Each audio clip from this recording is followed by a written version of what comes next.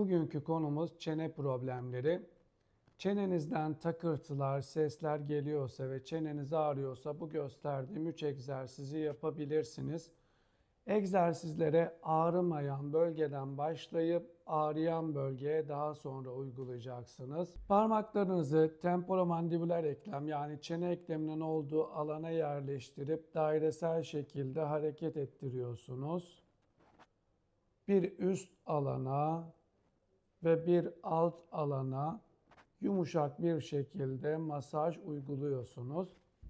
Diğer tarafa da aynı şekilde yapıyoruz. İkinci egzersizimizi ağız içi çalışmasıyla yapacağız. Baş parmağınızı veya işaret parmağınızı ağzınızın içerisine götürüp yanak kaslarınızı esnetiyorsunuz. Neden bunu yapıyoruz?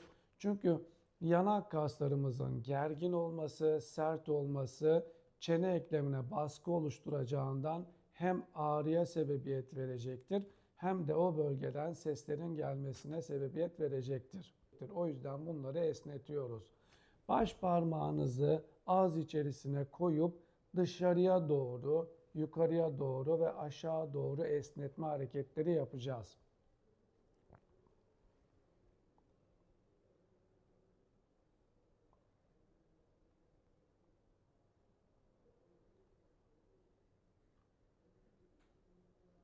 Yine ağız içerisinde çalışırken parmağınızla yanak kaslarını dairesel şekilde çalışabilirsiniz.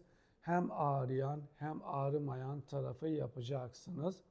Üçüncü olarak da çene bölgesindeki kasları kuvvetlendirmemiz gerekiyor. Bunun için de ellerinizi yumruk yaptınız, çenenizin altına yerleştirdiniz. Ağzınızı açarken direnç uygulayacaksınız.